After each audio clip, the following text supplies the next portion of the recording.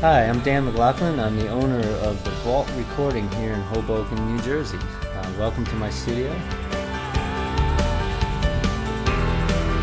I started out in the business about 20 years ago as an independent engineer, producer.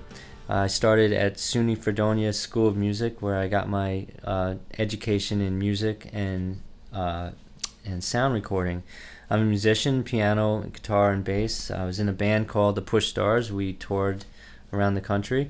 From there, I went to Dreamland Recording in Woodstock, Fort Apache in Boston, and ended up here in Hoboken. I've worked with some great artists such as Dinosaur Jr., Buffalo Tom, the Mighty Mighty Bosstones, Armor for Sleep. Currently, I'm working with some great new up-and-coming artists such as Jennings and Break Mission. So I'm looking forward to getting some new artists in here and excited about what the future holds for the Vault Recording.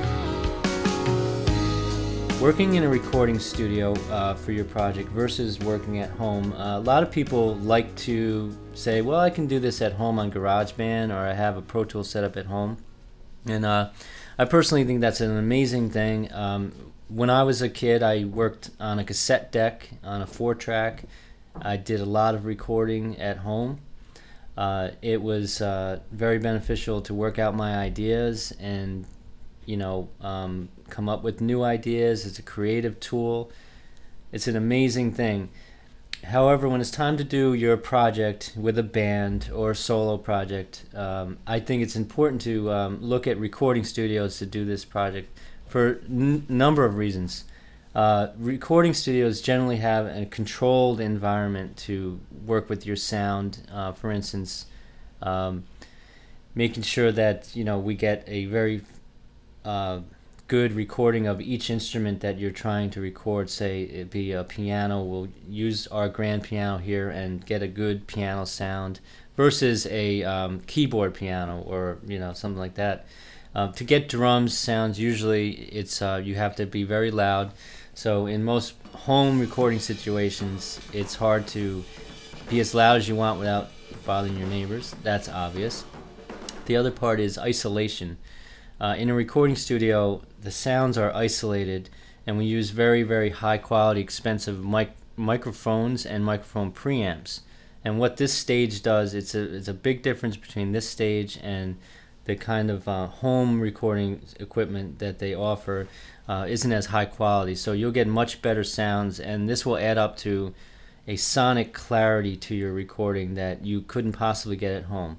That being said, to have a home setup is very good for working out a lot of ideas and harmonies and guitar parts and keyboard parts and everything like that. I believe that you can do a lot of good work at home on a home setup to get prepared to come into a recording studio. So I definitely endorse having the home set up for that reason. But I think when it's time to record your album, it's worth the investment to come into a recording studio. Not only for that, but to have a producer and an engineer who have trained ears to hear your sound and to make sure that everybody's playing in time, everybody's playing in tune. When this comes together like that, then you have the difference between a amateur recording and a professional recording. So a lot of people ask me, what's the difference between an engineer and a producer, and why do I need both? Well, an engineer is the technical mind, will make sure that the sonic quality of the group is good and make sure that the band is recorded well, where the producer will make sure that the band musically sounds together and in tune and in time and artistically brings a creative edge to the music. So the producer is more of the creative mind who oversees the overall picture, but the engineer is more of the technical sonic mind between them. So lots of times the producer and the engineer are one person, but a lot of times they're separate people too.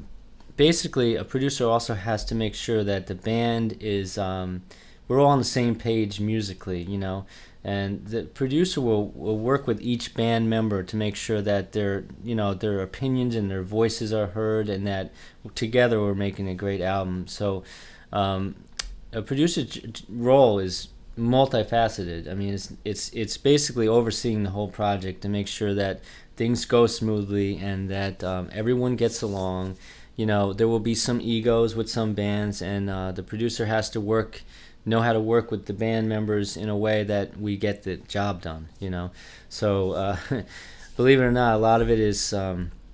There's some psychological stuff happening. There's a lot of musical stuff. In the end, it's a very emotional process, and the producer has to oversee this and make sure that we come out with a great product. So when coming to record a record, there's several things I would ask a band to do to be prepared to make sure that we get the most out of the studio time. Number one is to get plenty of rest, to be fresh when you come in. A singer should take care of his or her voice and make sure that you're not too tired, or you maybe play a gig the night before you come into a recording session. The band should be well rehearsed. You should rehearse to a click track or a metronome just to make sure that the tempo is right and that you're comfortable playing in tempo with a click, because a lot of times the producer will ask for a band to play to a click. The equipment should be well maintained. Your guitars should have new strings. Bass should have new strings. Drummer, if budget allows, should have relatively fresh heads on their drums. So make sure that all the amps are working and the guitars are in good shape.